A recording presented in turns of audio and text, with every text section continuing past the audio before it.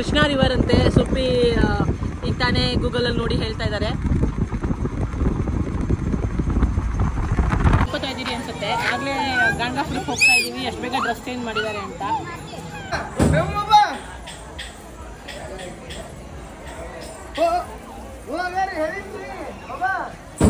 ದೇವರು ಇಷ್ಟೇ ಇರೋದು, ಇಷ್ಟೇ ಚಿಕ್ಕ ಮೂರ್ತಿ. ಕಿಂಡಿಯಿಂದ ತೋರಿಸ್ತಾರೆ ನಮಗೆ ದೇವಿ ದೇವಸ್ಥಾನ.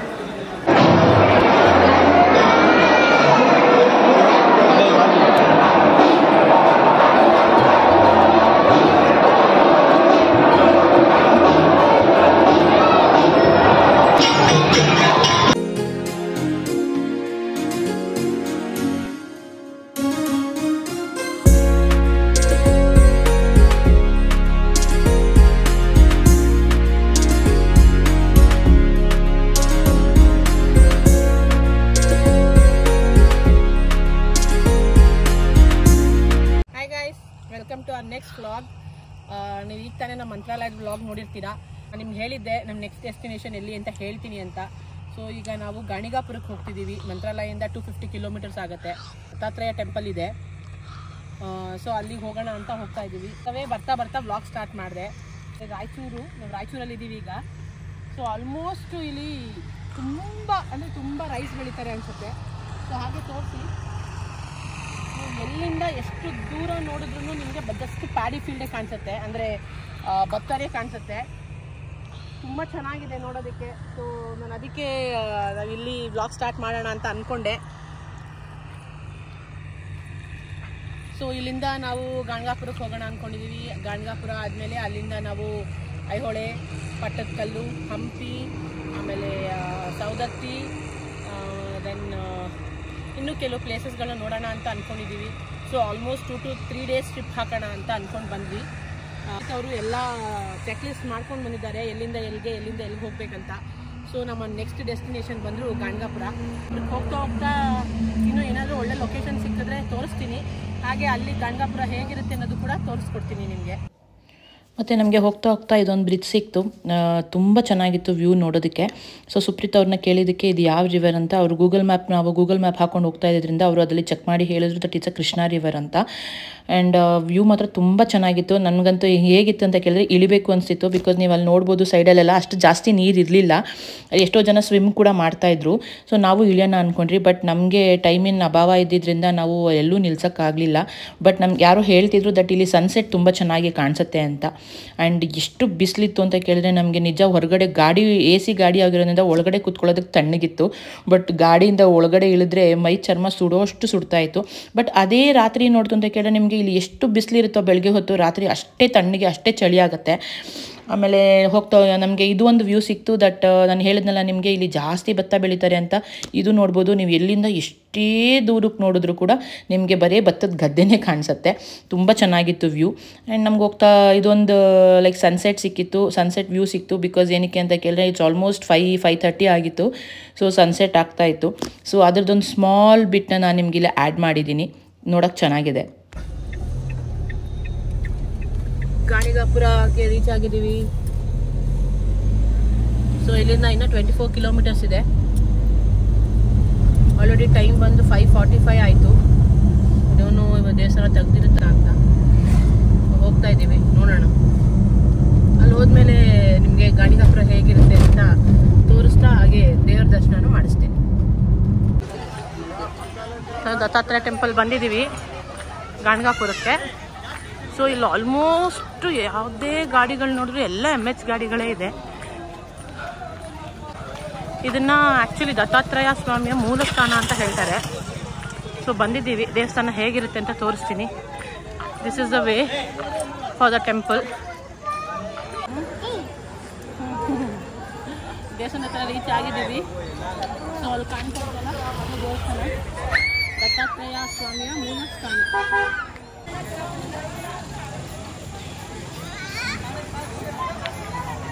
ಅನ್ಕೋತಾ ಇದ್ದೀರಿ ಅನ್ಸುತ್ತೆ. ಆಗಲೇ ಗಾಣಗಾಪುರಕ್ಕೆ ಹೋಗ್ತಾ ಇದ್ದೀವಿ, ಎಷ್ಟು ಬೇಗ ಡ್ರೆಸ್ ಚೇಂಜ್ ಮಾಡಿದ್ದಾರೆ ಅಂತ. ಹೌದು, ಮಗು ಇರೋ ಮನೇಲಿ ಗೊತ್ತಲ್ಲ ನಿಮಗೆ ಹೇಗೆ ಅಂತ. ಅವ್ನು ಫುಲ್ಲು ತುಸು ಮಾಡಿ ಬಟ್ಟೆ ಎಲ್ಲ ಗಲೀಜು ಮಾಡಿದ್ದ. ಸೊ ಆನ್ ದ ವೇ ಬರ್ತಾ ಹಾಗೆ ಚೇಂಜ್ ಮಾಡ್ಕೊಂಡ್ರಿ. ಸರಿಗೂ ಚೇಂಜ್ ಮಾಡಿದ್ದೀನಿ.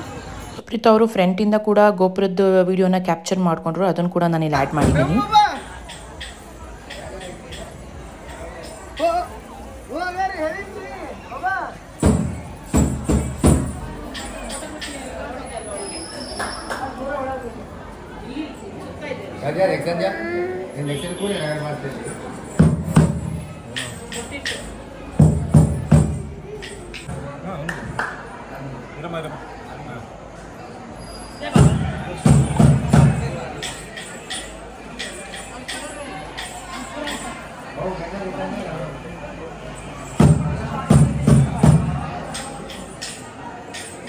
ಇದೇ ದತ್ತಾತ್ರೇಯ ಸ್ವಾಮಿ ಟೆಂಪಲ್ ಒಳಗಡೆ ಕಣ್ಣುಕಾಯಿ ತಗೊಂಡಿದ್ದೀವಿ, ಹಾಗೆ ಬೊಟ್ಟಿಕ್ಕಿಸ್ಕೊಂಡು ಬಂದಿದ್ದೀವಿ. ಸೊ ಹೀಗೆ ಕಾಣಿಸುತ್ತೆ ದೇವಸ್ಥಾನದ ಒಳಗಡೆ. ಬಟ್ ಗರ್ಭಗುಡಿ ಹತ್ರ ಹೋಗ್ತಾ ಹೋಗ್ತಾ ಅಲ್ಲಿ ಫೋಟೋಗ್ರಫಿ ಅಲೋಡ್ ಇಲ್ಲ ಅನ್ಸುತ್ತೆ. ಸೊ ನಾನು ವಿಡಿಯೋ ಮಾಡೋದಕ್ಕಾಗೋದಿಲ್ಲ ಅಲ್ಲಿ. ಬಟ್ ಇಲ್ಲಿ ದೇವಸ್ಥಾನ ಹೀಗೆ ಕಾಣಿಸುತ್ತೆ. ದರ್ಶನಕ್ಕಂತ ಹೋಗಬೇಕಾದ್ರೆ ಸುಪ್ರೀತ್ಗೆ ಗೊತ್ತಿರೋರೊಬ್ಬರು ಇದ್ದರು. ಸೊ ಅವರು ನಮ್ಮನ್ನ ಡೈರೆಕ್ಟ್ ದರ್ಶನಕ್ಕೆ ಅಂತ ಬಿಟ್ಟರು. ಬಿಕಾಸ್ ತುಂಬ ಜನ ಇದ್ದರು ಅಂತ ಹೇಳಿ ಕ್ಯೂ ಅಲ್ಲಿ ನಿಲ್ಲಕ್ಕಾಗಲಿಲ್ಲ ಅಂತ ಅವರೇ ನಮಗೆ ಬಿಡಿಸ್ಕೊಟ್ರು.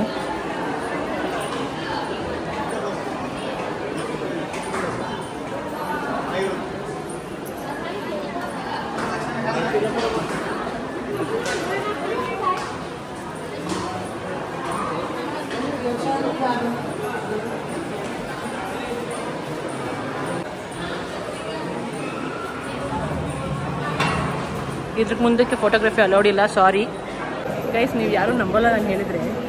ಎಷ್ಟು ಚಿಕ್ಕ ದೇವಸ್ಥಾನ ಅಂದರೆ ನೋಡೋಕ್ಕೆ ಹೊರಗಡೆ ತುಂಬ ದೊಡ್ಡದಾಗಿದೆ ದೇವಸ್ಥಾನ.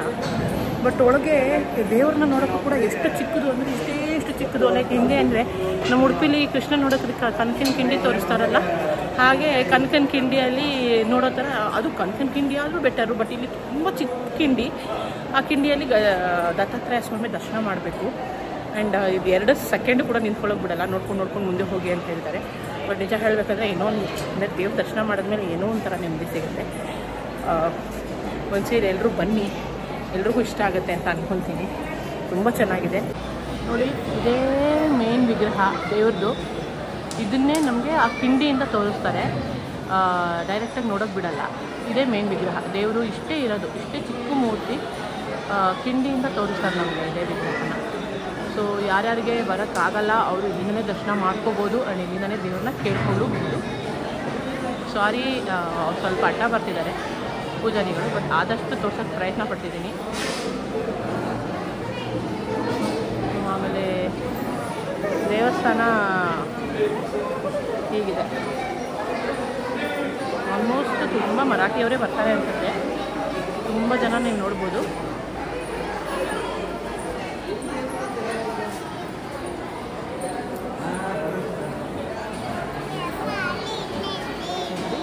ದತ್ತಾತ್ರೇಯ ಸ್ವಾಮಿ ವಿಗ್ರಹ ಒಳಗಡೆ ಹೀಗಿದೆ.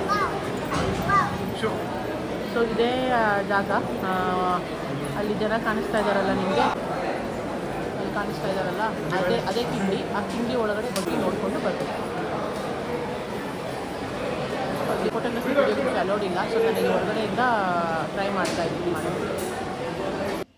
ಈ ದೇವಸ್ಥಾನನ ಶ್ರೀ ನರಸಿಂಹ ಸ್ವಾಮೀಜಿಯವರ ದೇವಸ್ಥಾನ ಅಂತಲೂ ಕರೀತಾರೆ. ಯಾಕಂದರೆ ಅವ್ರ ಸ್ವಾಮಿ ದತ್ತಾತ್ರೇಯ ಅವರ ಪುನರ್ಜನ್ಮ ಅಂತಲೂ ನಂಬ್ತಾರೆ ಜನ. ಆ್ಯಂಡ್ ಅವರು 5500 ವರ್ಷ ಬದುಕಿದ್ರು ಅಂತಲೂ ಹೇಳ್ತಾರೆ. ಆ್ಯಂಡ್ ಶ್ರೀ ಗಾಣಗಾಪುರ ಕ್ಷೇತ್ರದ ಮಹಿತ್ಮೆನ ಶ್ರೀ ಗುರು ಅವರೇ ಅವರು ಬರೆದಿರೋ ಶ್ರೀ ಗುರು ಚರಿತ್ರೆಯಲ್ಲಿ ಹೇಳಿದ್ದಾರೆ. ದಟ್ ಅವರು ಪ್ರತಿದಿನ ಭೀಮಾ ಮತ್ತು ಅಮರ್ಜಾ ನದಿಯಲ್ಲಿ ಸ್ನಾನ ಮಾಡಿ ಮಧ್ಯಾಹ್ನ 12 ಗಂಟೆಗೆ 5 ಮನೆಯಲ್ಲಿ ಭಿಕ್ಷಾಟನೆ ಮಾಡ್ತೀನಿ ಅಂತ. ಆ್ಯಂಡ್ ಈಗಲೂ ಕೂಡ ಅಲ್ಲಿ ಎಷ್ಟೋ ಜನಗಳಿಗೆ ಸ್ವಾಮಿಯ ನೆರಳು ಕಾಣಿಸಿದೆ. ಆ್ಯಂಡ್ ಮಧ್ಯಾಹ್ನದ ಹೊತ್ತು ಅಲ್ಲಿ ಯಾರೇ ಭಿಕ್ಷೆ ಬೇಡ್ಕೊಂಡು ಬಂದರೂ ಈಗಲೂ ಸಹ ಯಾರೂ ಇಲ್ಲ ಅಂತ ಹೇಳಿದೆ ಇವರು ಸ್ವಾಮಿನೇ ಅಂತ ಅದನ್ನು ನಂಬ್ಕೊಂಡು ಅವರು ಭಿಕ್ಷೆ ಹಾಕ್ತಾರೆ. ಆ್ಯಂಡ್ ಇದನ್ನು ನೀವು ಗುರುಚರಿತ್ರೆಯಲ್ಲೂ ಬರೆದಿರೋದನ್ನ ನಾವು ನೋಡ್ಬೋದು. ಮತ್ತು ಇಲ್ಲಿ ಅಷ್ಟತೀರ್ಥ ಸ್ನಾನ ಅಂತ ನಡೆಯುತ್ತೆ. ಅದು ದೀಪಾವಳಿಯ ದಿನ, ಅಂದರೆ ದೀಪಾವಳಿಯಲ್ಲಿ ನರಕ ಚತುರ್ದಶಿ ಬರುತ್ತಲ್ಲ, ಅಲ್ಲಿ ಈ ಅಷ್ಟತೀರ್ಥ ಸ್ನಾನ ನಡೆಯೋದು. ಅದು ಹೇಗೆ ಅಂದರೆ ಇಲ್ಲಿ ಭೀಮಾ ಮತ್ತು ಅಮರ್ಜಾ ನದಿ ಸಂಗಮ ಆಗುತ್ತೆ. ಆ ಸಂಗಮದಲ್ಲಿ ಆವತ್ತಿನ ದಿನ ಯಾರೇ ಸ್ನಾನ ಮಾಡಿದ್ರು ಅವ್ರು ಮಾಡಿರೋ ಎಲ್ಲ ಪಾಪ ಕರ್ಮಗಳು ಕಳೆಯುತ್ತೆ ಅಂತ ಇಲ್ಲಿನ ಜನ ನಂಬ್ತಾರೆ. ಆ್ಯಂಡ್ ನಾವು ಎಷ್ಟೊತ್ತಾದಮೇಲೆ ದೇವಸ್ಥಾನ ಸ್ವಲ್ಪ ಖಾಲಿ ಆದಮೇಲೆ ನನಗೆ ಈ ಕ್ಲಿಪ್ಸ್ ತಗೊಂಡೆ. ಆ್ಯಂಡ್ ನಿಮ್ಗೆ ಇದನ್ನು ಹೇಳಲೇಬೇಕು ನಾನು.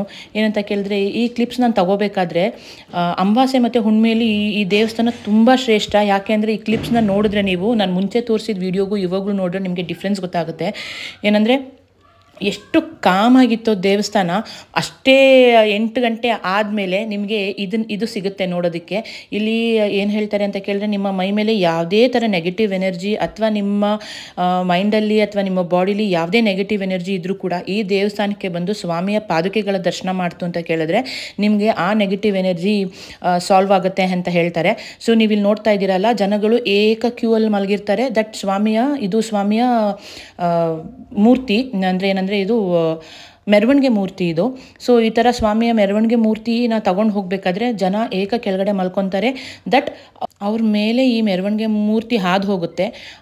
ಏನಕ್ಕೆ ಅಂತ ಕೇಳಿದ್ರೆ ಅಲ್ಲಿನ ಜನರ ನಂಬಿಕೆ ಏನು ಅಂತ ಕೇಳಿದ್ರೆ, ಸ್ವಾಮಿಯ ಕೃಪಾದೃಷ್ಟಿ ಇರುತ್ತೆ ಆ್ಯಂಡ್ ನಮ್ಮ ಮೇಲೆ ಯಾವುದೇ ಥರ ನೆಗೆಟಿವ್ ಎನರ್ಜಿ ಇದ್ದರೂ ಅದು ಹೋಗುತ್ತೆ ಅಂತ ಹೇಳ್ತಾರೆ. ಆ್ಯಂಡ್ ನನಗಂತೂ ನಿಜ ಅಲ್ಲಿ ಜನ ಆಡ್ತಾ ಇದ್ದಿದ್ದು ನೋಡಿ ಸಖತ್ ಭಯ ಆಯಿತು. ಅದು ಈಗಿನ ಕಾಲದಲ್ಲೂ ಈ ಥರ ಇನ್ನೂ ಇದೆಯಾ ಅಂತ ನನಗೆ ನಂಬಕ್ಕೆ ಆಗಲಿಲ್ಲ. ಬೈ ಗಾಡ್ಸ್ ಗ್ರೇಸ್ ದಟ್ ನಮಗದೊಂದು ನೋಡೋಕ್ಕೆ ಸಿಕ್ತು. ಆ್ಯಂಡ್ ಇದು ಬಂದು ನಾನು ಹೇಳಿದ್ನಲ್ಲ ನಿಮಗೆ, ಸುಪ್ರೀತ್ ಅವ್ರ ಫ್ರೆಂಡ್ ಇದ್ದರು, ಅವರು ನಮಗೆ ದರ್ಶನ ಮಾಡಿಸ್ಕೊಟ್ರು ಅಂತ. ಅವ್ರು ನಮಗೆ ಏನು ಮಾಡ್ತಾ ಇದ್ದೀರಾ ಅಂತ ಕೇಳಿದ್ರು. ನಾನು ಯೂಟ್ಯೂಬ್ ವ್ಲಾಗ್ ಮಾಡ್ತಾ ಇದ್ದೀನಿ ಅಂತ ಹೇಳಿದ್ರೆ, ನನ್ನ ಹತ್ರ ಒಂದು ವಿಡಿಯೋ ಇದೆ ಸ್ವಾಮಿದು ಮೆರವಣಿಗೆ ಮಾಡಿದ್ದು, ಸೊ ಅದನ್ನು ಬೇಕಂದರೆ ನೀವು ಹಾಕ್ಕೊಳ್ಳಿ ಅಂತ ಹೇಳಿದ್ರು. ಇದು ದತ್ತಾತ್ರೇಯ ಸ್ವಾಮಿ ಮೆರವಣಿಗೆ ದಿನದ ವಿಡಿಯೋ ಇದು. ಆ್ಯಕ್ಚುಲಿ ನಮಗೆ ಮೆರವಣಿಗೆದು ವಿಡಿಯೋ ಅಥವಾ ದರ್ಶನ ಸಿಗಲಿಲ್ಲ. ಅವ್ರು ನಮಗೆ ಈ ವಿಡಿಯೋನ ಶೇರ್ ಮಾಡಿದ್ರು. ಸೊ ನಾನು ವ್ಲಾಗಲ್ಲಿ ಜನಗಳಿಗೆ ಗೊತ್ತಾಗುತ್ತೆ, ಜನಗಳು ನೋಡ್ಬೋದು ಅಂತ ಹೇಳಿ ನಾನು ನಿಮಗೂ ಕೂಡ ಅದ್ರ ದರ್ಶನ ಸಿಗಲಿ ಅಂತ ಹೇಳಿ ಇದನ್ನು ಆ್ಯಡ್ ಮಾಡ್ತಾ ಇದ್ದೀನಿ ಈ ವಿಡಿಯೋನ. ಇದು ದತ್ತಾತ್ರೇಯ ಸ್ವಾಮಿಯ ಮೆರವಣಿಗೆ ಮೂರ್ತಿ. ಆ್ಯಕ್ಚುಲಿ ಅವರು ತುಂಬ ಚೆನ್ನಾಗಿ ಕ್ಯಾಪ್ಚರ್ ಮಾಡಿದರು. ಬಟ್ ಆದರೆ ಏನಂದರೆ ನನಗೆ ಯೂಟ್ಯೂಬಲ್ಲಿ ಅದನ್ನು ಅಪ್ಲೋಡ್ ಮಾಡೋದಕ್ಕೆ ನನಗೆ ಸೈಜ್ ಡೈಮೆನ್ಷನ್ ಅಷ್ಟು ಕರೆಕ್ಟಾಗಿ ಆಗಲಿಲ್ಲ. ಸೊ ಅದಕ್ಕೆ ಅದು ಸ್ವಲ್ಪ ಝೂಮ್ ಮಾಡಿರೋದ್ರಿಂದ ಕಟ್ ಆಗ್ತಾ ಇದೆ. Please don't mind. ಆದಷ್ಟು ಕ್ಯಾಪ್ಚರ್ ಮಾಡೋಕ್ಕೆ ಟ್ರೈ ಮಾಡಿದ್ದೀನಿ ಇದನ್ನು. ಆ್ಯಂಡ್ ಗಾಣಗಾಪುರದಿಂದ 1 ಕಿಲೋಮೀಟರ್ ದೂರದಲ್ಲಿ ನಮಗೆ ಶನಿ ಮಹಾತ್ಮನ ಟೆಂಪಲ್ ಕೂಡ ಸಿಗುತ್ತೆ. ಸೊ ಅಲ್ಲಿನ ವಿಶೇಷತೆ ಏನು ಅಂತ ಕೇಳಿದ್ರೆ, ನಮಗೆ ಶನಿ ಶಿಂಗಾಪುರ ಅಂದರೆ ಶಿರಡಿ ಹತ್ರ ಶನಿ ಶಿಂಗಾಪುರ ಇದೆಯಲ್ಲ, ಅಲ್ಲಿ ಹೇಗೆ ಏಕಶಿಲಾ ಮೂರ್ತಿ ಇದೆಯೋ ಇಲ್ಲೂ ಕೂಡ ಶನಿ ಮಹಾತ್ಮಂದು ಅದೇ ಥರ ಏಕಶಿಲಾ ಮೂರ್ತಿ ಇದೆಯಂತೆ. ಆ್ಯಂಡ್ ಅಲ್ಲಿ ಅಂಗಡಿಗಳಲ್ಲಿ ಶನಿ ಮಹಾತ್ಮನಿಗೆ ಪ್ರಿಯವಾದದ್ದು ಎಳ್ಳೆಣ್ಣೆ ಮತ್ತು ಎಕ್ಕುದುವ ಅದೆಲ್ಲನೂ ಸಿಗುತ್ತೆ ನಮಗೆ. ಸೊ ಇಲ್ಲಿ ಅದನ್ನೆಲ್ಲ ತಗೊಂಡು ನಾವು ಶನಿ ಮಹಾತ್ಮನಿಗೆ ಹೋಗಿ ಅಭಿಷೇಕ ಮಾಡ್ಬೋದು. ಆ್ಯಂಡ್ ನಾವಾಗ ನಮ್ಮ ಕೈಯಿಂದನೇ ಅಭಿಷೇಕ ಮಾಡೋದಕ್ಕೆ ಕೊಡ್ತಾರೆ ಅಲ್ಲಿ. ಆ್ಯಂಡ್ ಇದನ್ನು ಈಗ ನೀವು ನೋಡ್ತಿರ್ಬೋದು, ಇದೇ ಶನಿ ಮಹಾತ್ಮನ ವಿಗ್ರಹ. ಸೇಮ್ ಇದೇ ಥರ ವಿಗ್ರಹ ಶನಿ ಶಿಂಗಾಪುರಲ್ಲೂ ಕೂಡ ಇಟ್ಟಿರೋದು.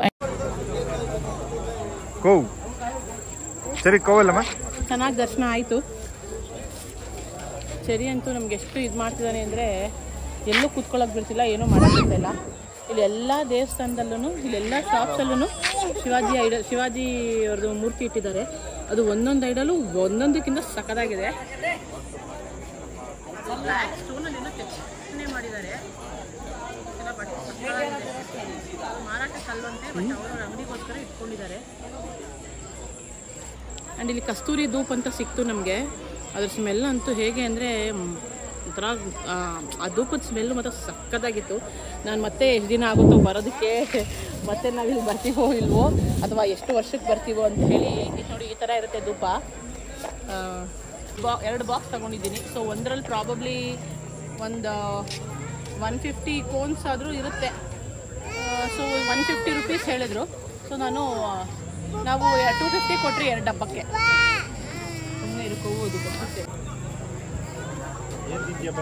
ಸರಿ, ಅದು ಬೇಕೇ ಬೇಕಂತ ಹೇಳಿ ಮುಟ್ತಾ ಇದ್ದಾನೆ. ಬಾಳೆಹಣ್ಣಿದೆ ನೋಡು.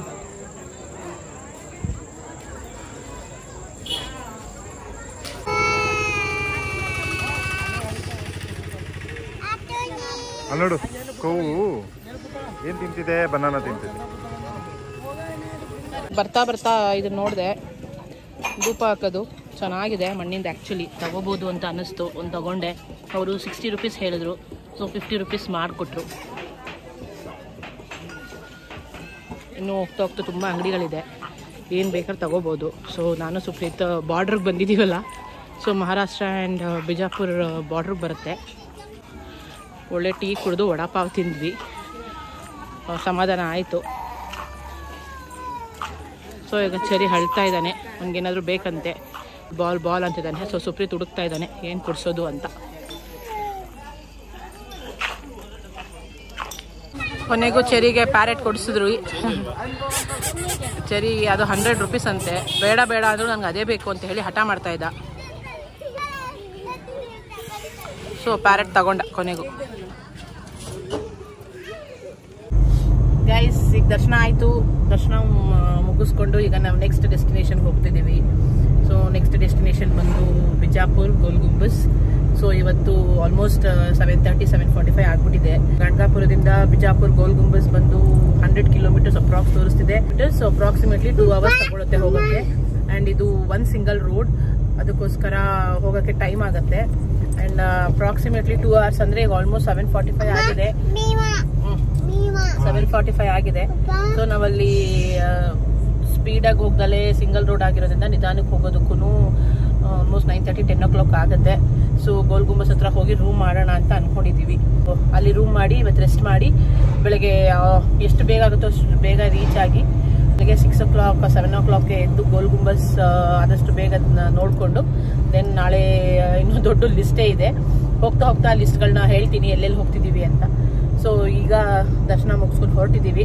ಸೊ ನಿಮ್ಮೆಲ್ಲರಿಗೂ ದತ್ತಾತ್ರೇಯ ಟೆಂಪಲ್ ಇಷ್ಟ ಆಯಿತು ಅನಿಸುತ್ತೆ. ಆದಷ್ಟು ಕವರ್ ಮಾಡೋಕ್ಕೆ ಟ್ರೈ ಮಾಡಿದ್ದೀನಿ. ಬಿಕಾಸ್ ಒಳಗಡೆ ಫೋನ್ಸ್ ಅಲೌಡ್ ಇಲ್ಲ, ಜಸ್ಟ್ ಹೊರಗಡೆ ಮಾತ್ರ ನೋಡ್ಕೋಬೇಕು. ಅದಾದಮೇಲೆ ಒಳಗಡೆ ಅಲೌಡ್ ಇಲ್ಲ.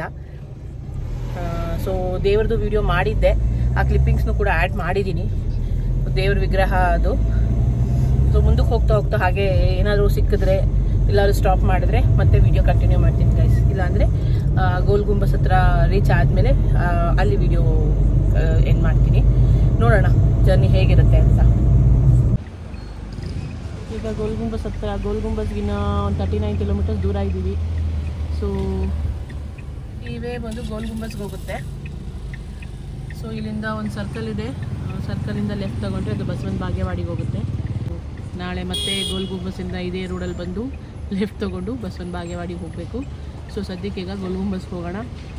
N route to Gol Gumbaz. Hotel stay ಮಾಡ್ತಾ ಇರೋದು ಬಿಜಾಪುರ ರೀಚ್ ಆಗಿದ್ದೀವಿ. ಹೋಟೆಲ್ ಪರ್ಲ್ ಅಂತ.